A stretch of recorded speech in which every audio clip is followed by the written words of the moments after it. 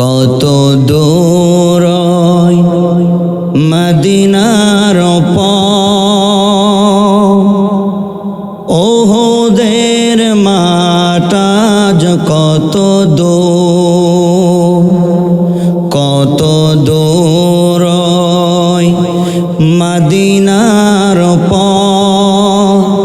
ওহদের মাটার কত দূর, তায়েফের গ্রামার কত দূর, কত দূর রাসূলের রওজা বলো, কোথা সেই বেলালের আজানের সুর, তায়েফের ময়দান কত দূর, কত দূর মদিনার পথ ওহদের মাটার কত দূর। নমরুদ আজকে পৃথিবীত নাই, শেষ হয়ে গেছে। হামান শেষ হয়ে গেছে, কারুন শেষ হয়ে গেছে, ফেরাউন শেষ হয়ে গেছে।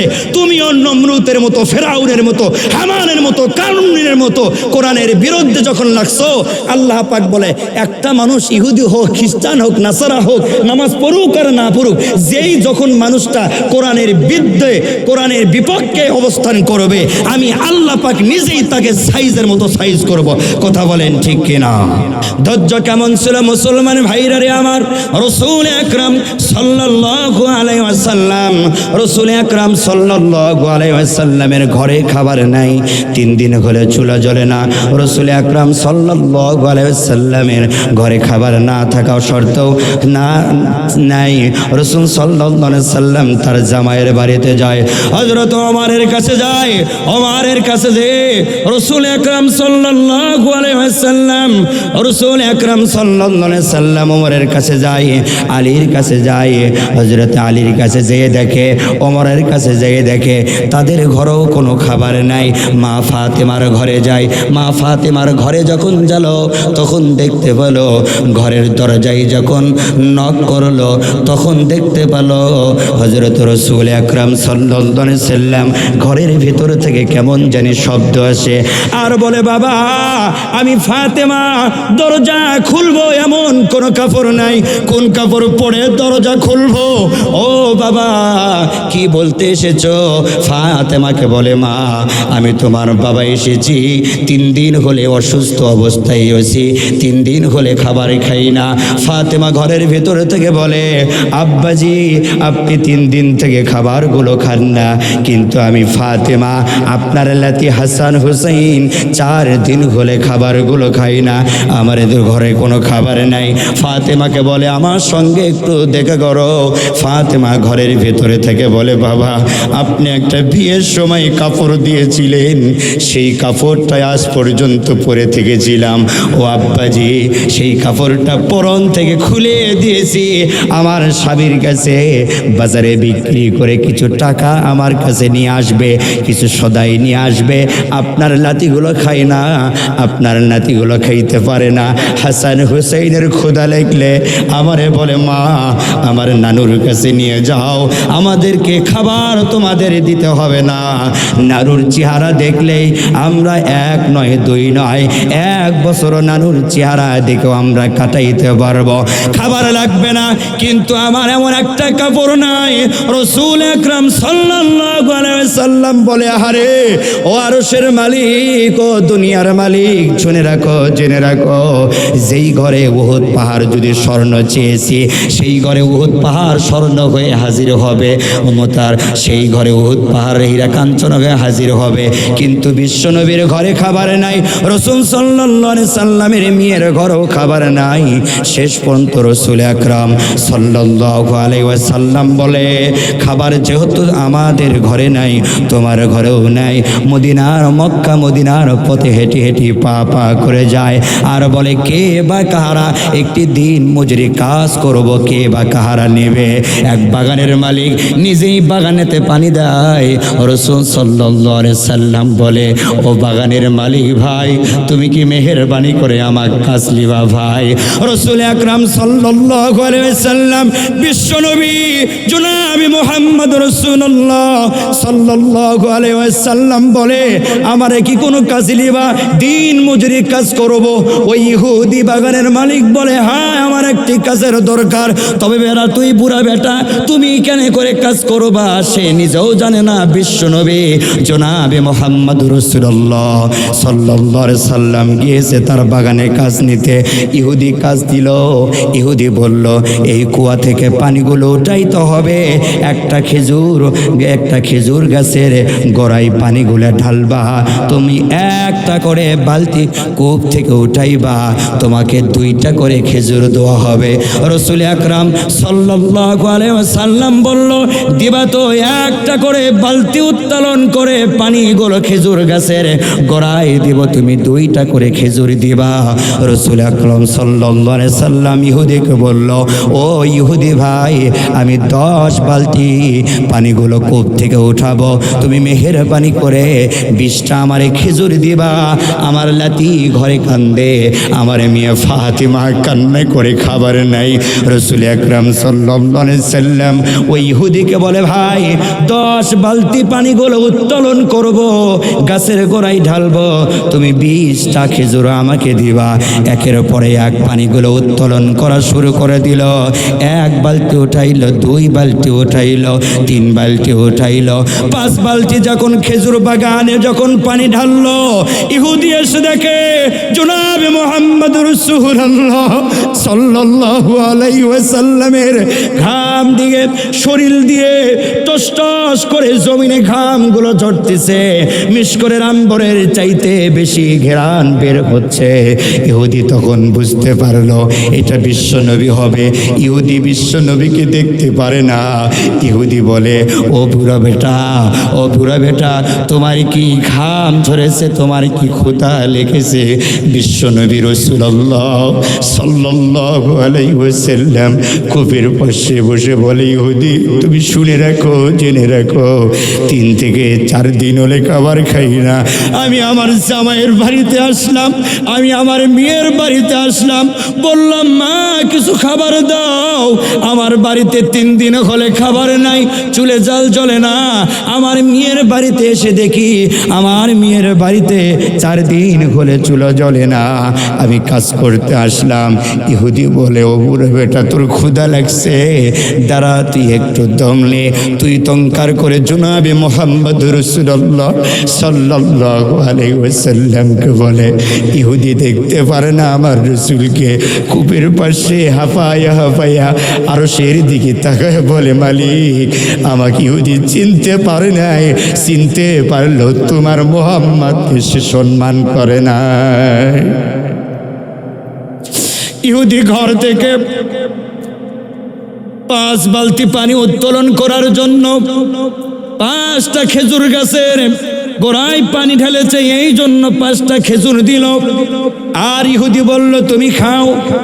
ইহুদির ওই খাবারগুলো নিয়ে, হাদিয়াগুলো নিয়ে রাসূল আকরাম সাল্লাল্লাহু আলাইহি সাল্লাম খাওয়া শুরু করে দিল। হঠাৎ করে মনে পড়ে গেল মেয়ের কথা।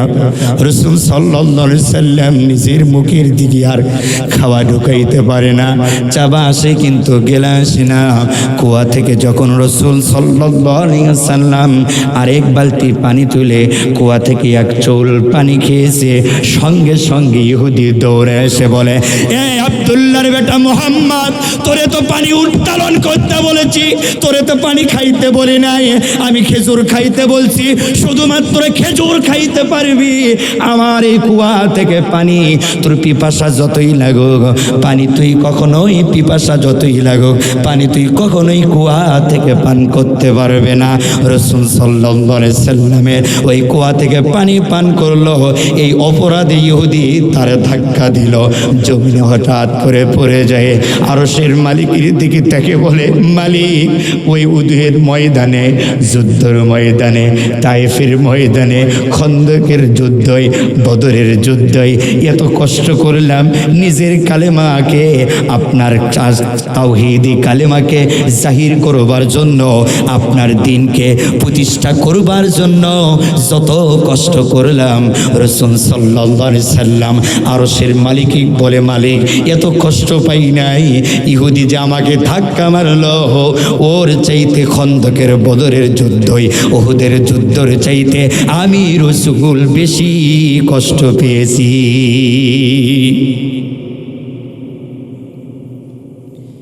ইহুদি যখন ধাক্কা মারলো, রাসূল জমিন থেকে উঠে দাঁড়ালো। যেমন করে স্বৈরা শাসন আসমানের নিচে জমিনের উপরে কত মানুষে জেল দিল আর জরিমানা দিল, কত মানুষে মামলার হামলা দিল, কত মানুষের রাতগুলো পাটের বিয়ে কাটাইলো, কত মানুষের রাতগুলো বেগুন খেতে কাটাইলো, কত মানুষের রাতগুলো বন জঙ্গলে কাটাইলো। তারপরও সেই মানুষগুলো স্বৈরা শাসনের বিরুদ্ধে কথা বলতে পারেনি। কথা গান ঠিক কিনা? রাসূল সাল্লাল্লাহু আলাইহি ওয়াসাল্লাম জমিন থেকে আবার দাঁড় হলো আর বললে, ইহুদি ভাই, আমারে মারো কেন? বলে, তোরে মারবো না, তোরে পানি উত্তোলন করতে বলেছি, খেজুর গাছের গোড়ায় দিতে বলেছি, তোরে খাইতে বলি নাই। আমার কুয়া থেকে পানিগুলো পান করলে আর হিসাব দিতে হবে। তোরে খেজুর 20টা দিতে চেয়েছিলাম, 2টা কেটে নিলাম, আর 20টা খেজুর তোরে আমি দিতে পারবো না। ইহুদিরা বলে, ভাই, আমি আমার ঘরের স্ত্রী রেখে দিয়ে এসছি, মেয়ের ঘরে হাসান হুসাইনকে রেখে দিয়ে আসছি। আমার ঘরে আমার স্ত্রী আছে, মেয়ের ঘরে মেয়ে আছে, জামাইয়ের ঘরে জামাই আছে। তুমি যদি 10 বালতি পানি উত্তোলন করার কারণে তুমি যদি আমারে 20টা খেজুর দাও, মোটামুটি 1-2টা খেজুর করে আমি পৌঁছাতে পারবো। রাসূল সাল্লাল্লাহু আলাইহি সাল্লাম 6 নম্বর বালতি উঠাইয়া খেজুর গাছে আবার দোয়া শুরু করলো। 7 নম্বরে বালতিগুলো উঠাইলো, আবার খেজুর গাছের গোড়ায় দিল। এরকম করতে করতে 9 নম্বর যখন খেজুর গাছের বাগানের কুয়া থেকে 9 নম্বর বালতি যখন উত্তোলন করা শুরু করে দিল, এতমতো অবস্থায় রাসূল সাল্লাল্লাহু আলাইহি ওয়াসাল্লাম যখন 9 নাম্বার যখন বালতিটা উঠাবে, এমন তো অবস্থায় বালতিটা কুয়ার ভেতরে পড়ে গেল, কুয়ার ভেতরে পড়ে গেল। দড়িটা ছিঁড়ে রাসূলের হাতে চলে আসলো। রাসূল আকরাম সাল্লাল্লাহু আলাইহি ওয়াসাল্লাম আরশের মালিকের দিকে তাকে বলে, ও আল্লাহ, এই কুয়া থেকে শুধুমাত্র আমি পানি পান করেছিলাম, এই জন্য ইহুদি আমার সাথে কি আচরণ করলো? তুমি কি আল্লাহ দেখো নাই? তুমি কি বোঝো নাই? তোমার আবার এই কুয়ার ভিতরে বালতি পড়ে গেল, ইহুদি যদি খবর পাই কি না কিভাবে আর কি অবস্থায় করে। আমার তো খেজুর দরকার, মেয়ের ঘরে হাসান হুসাইন কান্দে, মেয়ে কান্দে, মেয়ের জামাই কান্দে, আমার ঘরে স্ত্রীগুলো কান্দে। রাসূল আকরাম সাল্লাল্লাহু আলাইহি ওয়াসাল্লাম, মুসলমান ভাইরারি আমার, এর দ্বারা বোঝা যায় রাসূল সাল্লাল্লাহু আলাইহি সাল্লাম হাত পাতানো অভ্যাস নয়, হাতে কর্ম করা এটা বেশি পছন্দ করেছে। আজও যারা আসমানের নিচে জমিনের ওপরে আমরা সাধারণ মুসল্লি এবং জনগণ যারা হাতের কাজ করে পরিজন পরিবারকে চালায় ফেলি এবং পরিজন পরিবারকে চালায় থাকি, আল্লাহ পাক বলে, টেনশন করো না, দুঃখ পেও না, আমি আল্লাহ পাক ধনির চাইতে তোমারে 500 বছর আগে জান্নাতে ঢোকায়া দিব। হে রাসূল, তোমায় ভালোবাসি, কোন হে রাসূল, তোমায় ভালোবাসি, অন্তরে শুধু মুখে নয়, জান্নাতের আশায় নয় হে রাসূল, জাহান্নাম কেউ ডরি নাই, তোমার পাবার আশায় মন ছুটে যায় মদিনায়। বলেন যাবার আশায় মন ছুটে যায় মাদিনায়, এ গরিবের সালাম খানি লয় গো দিনের নবী। বলেন হে রাসূল তোমায় ভালোবাসি, অন্তরে শুধু মুখে নয়, জান্নাতের আশায় নয় হে রাসূল, জাহান্নাম কেউ ডরি না। লিল্লাহে তাকবীর। মুসলমান ভাইরা রে আমার, রাসূল আকরাম সাল্লাল্লাহু আলাইহি ওয়াসাল্লাম কুয়া থেকে পানিগুলো যখন উত্তোলন করা শুরু করে দিল, 9 নম্বরে বালতি যখন উঠাবে, রাসূল সাল্লাল্লাহু আলাইহি সাল্লামের হাত থেকে ওই কুয়ার ভেতরে বালতিটুকু দড়ি রশিগুলো ছিঁড়াইয়া পড়ে গেল। রাসূল সাল্লাল্লাহু আলাইহি সাল্লাম ইহুদি খবর গেল। ইহুদি যখন খবর পেল, ইহুদি এসে দেখে রাসূল সাল্লাল্লাহু আলাইহি সাল্লাম যাকে পানি উত্তোলন করবার জন্য, যাকে দিন চুক্তি শেষ করেছিলাম, যাকে চুক্তি দিয়েছিলাম 10টা বালতি উত্তোলন করবে, খেজুর বাগানের খেজুর গাছের গড়াই দিবে, সেই 9 নম্বরে 1 নম্বর অপরাধ করেছে। আমার কুয়া থেকে পানি উত্তোলন করে সে পান করেছে। 2 নম্বর অপরাধ করেছে, কুয়ার ভেতরে বালতি রশিগুলো ছিঁড়াইয়া বালতিগুলো ফেলে দিয়েছে। এইখানে একটা জবাব দিবেন মুসলমান ভাইরে আমার, রাসূলের দোষ না রশির দোষ? এই পৃথিবীর ভেতরে কিছু কিছু মানুষ থাকে, ওরা সারা দিন মিটিং ফিটিং করবে, সারা দিন চিল্লা চিল্লি করবে, হাল্লাহালি করবে। আপনি খালি বলবেন লা রাই তাকবীর আল্লাহু আকবার, কয় ওরে ধর আর জেলে ঢোকা। কথা কান মুসলমান ভাইরা রে আমার, এই জন্য আমি আপনাকে বুঝাতে চাই, ইহুদি কুফার পাশে কুয়ার পাশে এসে রাসূল সাল্লাল্লাহু আলাইহি সাল্লাম বলে, আব্দুল্লাহর বেটা মুহাম্মদ, তুমি কেন কুয়ার ভেতরে বালতি ফেলে দিয়েছো? ইহুদি বলে, কেন তুমি ফেলে দিয়েছো? ও আব্দুল্লাহর বেটা মুহাম্মদ, তাড়াতাড়ি তুলে দাও। রাসূল সাল্লাল্লাহু আলাইহি সাল্লাম বলে, কেমনে করে উঠায় দেব? রাসূল সাল্লাল্লাহু আলাইহি ওয়াসাল্লাম আরশের মালিকের দিকে বলে, মালিক আমার সম্মান ইজ্জত রক্ষা করো আল্লাহ, তোমার হাতে আমার সম্মান, তোমার হাতে আমার ইজ্জত, তোমার হাতে আমার বেজ্জত। ইহুদি একের পরে এক রাসূল সাল্লাল্লাহু আলাইহি সাল্লাম বলে, আপনার রশিটা যদি নরম হয়ে যায় আর বালতি যদি কুয়ার ভেতরে পড়ে যায়, আমি কেমনে করে উঠাইব? একের পরে এক তর্ক বিতর্ক হইতে রাসূল সাল্লাল্লাহু আলাইহি ওয়াসাল্লাম কি এমনি দেখতে পারে না ওই অপরাধ নিয়ে বালতিটা কুয়ার ভেতরে পড়ে গিয়েছে। এই অপরাধের কারণে ডান হাত দিয়ে বিশাল বড় একটা রাসূলের গালে চর দিয়েছে। থাপ্পড় যখন দিয়েছে, রাসূল সাল্লাল্লাহু আলাইহি সাল্লাম সঙ্গে সঙ্গে জমিনের মধ্যে লুটে গিয়েছে। চর খেয়ে দিনের ধৈর্য কেমন ছিল মুসলমান ভাইরা আমার, অথবা সৌবিল হাক্কি অথবা সৌবিল সবর, কেমন হকের প্রতি দৃঢ় বিশ্বাস রেখে আমাদের পয়গম্বর রাসূল ছিল। অথবা সৌবিল হাক্কি অথবা সৌবিল সবর, কেমন ধৈর্য ধারণ করেছে। জমিনের মধ্যে পড়ে গিয়েছে, এক ঝাঁক পাখি এসে ইহুদির খেজুর বাগানে পড়েছে, আর কিচির মিচির করে বলে, আরশের মালিক আমার জুবানটা তুমি খুলে দাও, আমাদের ক্ষমতা দাও, এই ইহুদির বাচ্চারে মাটির সাথে মিশে দে। রাসূল পাখির ভাষা বুঝতে পেরে রাসূল পাখিকে ইশারা করলো, ও পাখি, এই ময়দানে যদি তুমি এই ইহুদিকে মাটির সাথে মিশে দাও। আর আল্লাহ পাখিরে যদি ক্ষমতা দেয়, আমি দিনের দাওয়াত কেমন করে কার কাছে পৌঁছাবো? ইহুদির কাছ থেকে থাপ্পড়ে খেয়ে জমিনে লুটে পড়ে হাদিসের মধ্যে এসেছে রাসূল সাল্লাল্লাহু আলাইহি সাল্লাম 5 মিনিটের মতো কোনো সেন্স ছিল না, সেন্সলেস হয়ে জমিনে পড়ে এসে পাখির কিচিরমিচির শব্দ দিয়ে পাখির ভাষা দিয়ে রাসূলকে ডাকে, রাসূল আপনি উঠেন, আপনি উঠবেন, আমাদেরকে হুকুম দিবেন, আমরা এই ইহুদিরে মাটির সাথে মিশিয়ে দেব, আপনি আমাদেরকে হুকুম দেন, আপনি আমাদের সাহায্য নেন।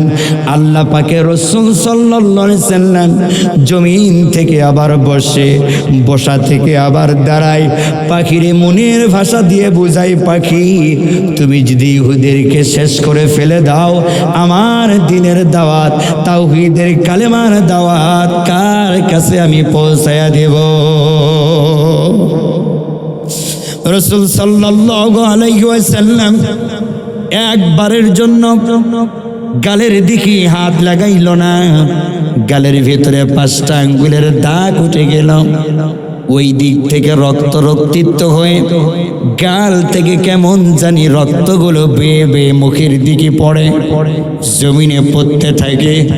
রাসূল সাল্লাল্লাহু আলাইহি সাল্লাম কতটুকু ধৈর্য ধারণ করে, কতটুকু সবর এখতিয়ার করে কাফিরদের কিছু বলল না, বাগানের মালিকরে কিছু বলে না, বাগানের মালিককে পরে খুঁড়ি বলে, ও ভাই বাগানের মালিক, আবারে তুমি খাবারগুলো খেজুরগুলো দাও, আমি বাড়িতে যাই লাতিরে দেই। ও মুসলমান ভাইরা রে আমার, আমরা এখন যারা মাহফিল শুনতে এসেছি, এখনো পর্যন্ত এই অবস্থায় কারো পরিবার নাই, কারো ঘরে পরিবার, কারো ঘর এই অবস্থায় নেই, কারো ইনকামে অবস্থা নেই, আমরা ভালো চলি। তারপরও মুয়াজ্জিন সাহেব যখন আজান দেয়, আসসালাতু খায়রুম মিনান নাওম, ঘুম থেকে নামাজ উত্তম, হাইয়ালাস সালাহ, হাইয়ালাস সালাহ, নামাজের জন্য আসো, হাইয়ালাল ফালাহ, নামাজ পড়লেই তোমাদের কল্যাণ, তোমাদের ভাগ্য খুলে যাবে। আমরা তো বারবার আশা করি, আমরা তো মনে করি আমাদের অভাব উল্টুন, এই জহরের দিকে যদি দোকানদারের দোকান বন্ধ হয়, ব্যবসায়ী ব্যবসা বন্ধ হয়, এই আসরের দিকে যদি দোকানপাট বন্ধ করে মসজিদে যাই, দোকানের বন্ধ ব্যবস্থা কি করবে? কে বা বেচা কেনা করবে? ও মুসলমান ভাইরা রে আমার, আপনাদেরকে পায়ে হাত দিয়ে অনুরোধ করে বলবো, আল্লাহ রাসূল সাল্লাল্লাহু আলাইহি ওয়াসাল্লাম থাপ্পড় খাবার পর, আঘাত প্রাপ্ত হওয়ার পর ইহুদির কাছে গালের কোনো বিচার চাই না, রক্ত জমিনে পড়ে তার কোনো বিচার চাই না। ইহুদিরে বলে, আমারে খেজুর দাও, খেজুরগুলো নিয়ে বাড়িতে যাই। হাসান হোসেন কান্দে, নানা কখন খাবার নিয়ে আসবে? মিয়া ফাতিমা কান্দে, নানা কখন বাবা জানি খাবার নিয়ে আসবে? জামাইগুলো কান্দে, কখন জানি বাবাই খাবার নিয়ে আসবে? স্ত্রীগুলো কান্না করতে থাকে, কখন জানি স্বামী খাবারগুলো ঘরে নিয়ে আসে। ইহুদিকে কোনো কষ্ট দেওয়া না হলো, কোনো কষ্ট দেওয়া হলো না। রাসূল সাল্লাল্লাহু আলাইহি ওয়াসাল্লাম বরং সেই ইহুদির হাত নিয়ে বুকের সাথে জড়ায়া ধরে বলে, ভাই ওই ইহুদি তুমি আমারে মারলা ধাক্কা, তাও তোমারে কিছু বলি নাই, আমি বৃদ্ধ মানুষ, বাধ্যকে এসেছে আল্লাহর পক্ষ থেকে, ওয়াতাওয়াসাউ বিল হাক্কি ওয়াতাওয়াসাউ বিস সবর, আল্লাহ সবর ধৈর্য ধারণ করবার জন্য আমাকে আদেশ করেছে। আমি কিছু তোমারে বললাম না, আল্লাহর আদেশ হয় নাই, আল্লাহর নির্দেশ হয় নাই।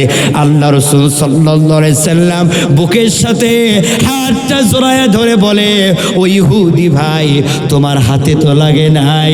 ইহুদি ওই দিকে মুখের দিকে তাকায় বলে, আরে ইহুদি ভাই যত পারো আমার পিঠের মধ্যে তুমি আঘাত করতে থাকো, কোনো আফসোস করব না, কোনো অভিযোগ করব না। তবে আল্লাহি বিল্লাহির কসম দিয়ে বলে, কাল কিয়ামতের ময়দানে তোমার বালতিটুকু কুয়ার ভেতরে ফেলে দিয়েছি, এই জন্য আল্লাহর কাঠ করে তুমি আবার দাঁড় করায়ও না। ইহুদিরা যখন পিঠ বের করে দেয়, ইহুদি মারতে চায় আবার মারতে চায় না। শেষ পর্যন্ত ইহুদি বলে, যেই মানুষটা গালে চর খেলো, থাপ্পড় খেলো, তারপরও আব্দুল্লাহর বেটা মোহাম্মদ কিছু বলল না, আর বলল, ভাই তোমার যে এই কুয়ার ভেতরে বালতি ফেলে দিয়েছি, এই জন্য আল্লাহর কাছে তুমি জবাবদেহি আমাকে করে নিও না, আল্লাহর কাঠ ঘরে দাঁড় করায়ও না, আমারে তুমি ক্ষমা করে দাও, তোমার বালতি আমি তুলতে পারবো না। ইহুদি পিঠে মারবে মারবে ভাব। রাসূল আকরাম সাল্লাল্লাহু আলাইহি ওয়াসাল্লামের পক্ষে যখন রাসূল সাল্লাল্লাহু আলাইহি ওয়াসাল্লামের পক্ষে আসমান থেকে আরো নীল ধরনের এক চোখগুলো পাখি এসে বলে, ও ইহুদি, তার কিসির মিসির ভাষা দিয়ে বলে, ইহুদি একবার যদি তুমি আমার রাসূলের পিঠে আঘাত করো, আল্লাহি বিল্লাহি কসম দিয়ে বলি একবার রাসূলের কথা মানছি, কিন্তু এইবার আঘাত করা মাত্রই তোরে মাটির সাথে মিশাইয়ে দিব, জমিন থেকে উৎখাত করব, জমিনে তোরে রাখবো না। রাসূল সাল্লাল্লাহু আলাইহি ওয়াসাল্লাম বলে, ভাই ইহুদি, আল্লাহর কাছে কাঠ করায় আবার দাঁড় করায়ও না। ইহুদি এইরকম করে যখন পিঠের মধ্যে সামান্যটুকু আঘাত করে দেখে বারবার পাখিগুলো আসে, আঘাতগুলো বন্ধ করে দিল। রাসূল সাল্লাল্লাহু আলাইহি ওয়াসাল্লাম 20 বালতি পানি কুয়া থেকে উত্তোলন করলে, 10 বালতি পানিগুলো উত্তোলন করলে 20টি খেজুরও পাবে। রাসূল সাল্লাল্লাহু আলাইহি সাল্লাম 8 নম্বর পর্যন্ত বালতি উত্তোলন করতে পেরেছে। রাসূল সাল্লাল্লাহু আলাইহি ওয়াসাল্লাম বললেন, ইহুদি ভাই 20টা দিতে হবে না ভাই, মেহেরবানি করে তুমি 16টা আমারে খেজুর দাও, খেজুরগুলো নিয়ে বাড়িতে যাই।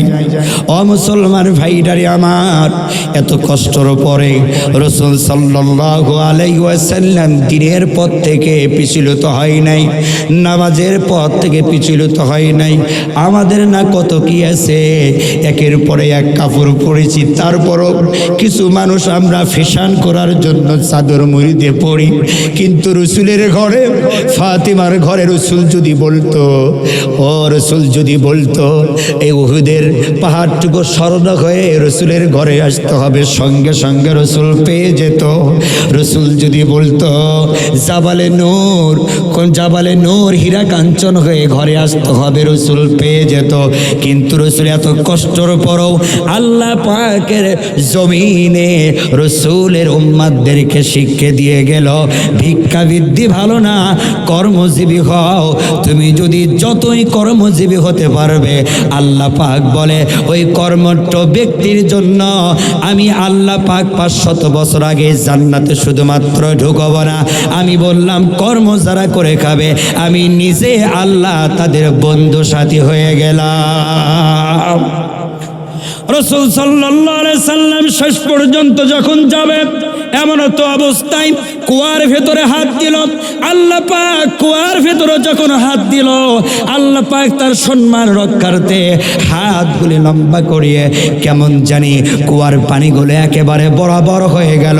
হাত যতদূর পর্যন্ত গেল ততটুকু পর্যন্ত পানি আসলো, সঙ্গে সঙ্গে বালতিটা উত্তোলন করে ইহুদির হাতে দিল, ওখান থেকে চলে গেল।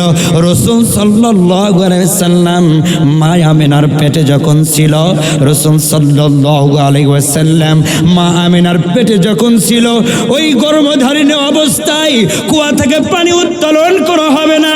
ইয়া রাসূলুল্লাহ, ইয়া হাবিবাল্লাহ, যেই পেটে ধারণ করেছিল আল্লাহর পক্ষ থেকে আমিনা, রাসূল সাল্লাল্লাহু আলাইহি ওয়াসাল্লামের মা যখন কুয়ার পাশে গেছে, আল্লাহর পক্ষ থেকে জিবরাইল আমিনকে পাঠায়া কুয়ার মুখ বরাবর পানি করে দিয়েছে আর পানিগুলো নিয়েছে। প্রত্যেক মেয়ে কাকালে নেয়, প্রত্যেক মেয়ে কোলে নেয়। রসুলের মা শিলা ভরা পানিগুলো কাকালে নাই কাকালে নাই, সামনে এক হাত দিয়ে ধরেছে। আল্লাহ বলে ফেরেশতা দ্বারা সহযোগিতা করে তার বাড়ি পর্যন্ত পানি পৌঁছায় দিয়েছে। বলুন সুবহানাল্লাহ। রাসূল সাল্লাল্লাহু আলাইহি ওয়াসাল্লামের মা যেই পথে হাঁটতো ওই পথে যদি সূর্য উঠতো, রাসূল সাল্লাল্লাহু আলাইহি ওয়াসাল্লামের মায়ের সূর্যর যদি তাপ না লাগে, একেবারে পাখি এসে একের পরে ডানার সাথে ডানাগুলো মেলায়া, ডানার সাথে ডানাগুলো মেলায়া রোদের কিরণগুলো আসতে দেয় নাই। ছায়া দিয়ে বাঘের কাতারে বাঘ, সিংহর কাতারে সিংহ, যে হালান সাহালান দিয়ে মা আমিনাকে একেবারে নিরাপত্তা দিয়ে ঘরে ফেরানোর জন্য জঙ্গলার পশু পাখিগুলো চেষ্টা করে ভালোবেসে পৌঁছায় দেয়। কিন্তু আমরা মুহাম্মাদের উম্মতের দাবি করো অনেকেই রসুলকে আমরা চিনি না। কথা বলেন ঠিক কিনা? ও মুসলমান ভাইরারে আমার, আমাদের কবরে যাইতে হবে। আমরা জীবনে কি করলাম? যখন কবরে যাব ভাড়াটে হুজুর এসে বলবে বিসমিল্লাহি ওয়া আলা মিল্লাতি রাসূলুল্লাহ। আমার জীবনের যা অংশীদার হয়েছে, আমি ভালো কাজ করেছি কিনা, ভালো আমল করেছি কিনা। ও যুবক ভাই, মুসলমান ভাইরারে আমার, ভালো যদি আমল করে থাকি, ওই ভাড়াটে হুজুর যতই বলুক বিসমিল্লাহি ওয়া আলা মিল্লাতি রাসূলুল্লাহ, কোনো কিছু দোয়া করতে হবে না। আমি যা আমল করব আল্লাহ সেটার বদলতে আমারে আপনারে জান্নাত দেবে। কথা বলেন ঠিক কিনা?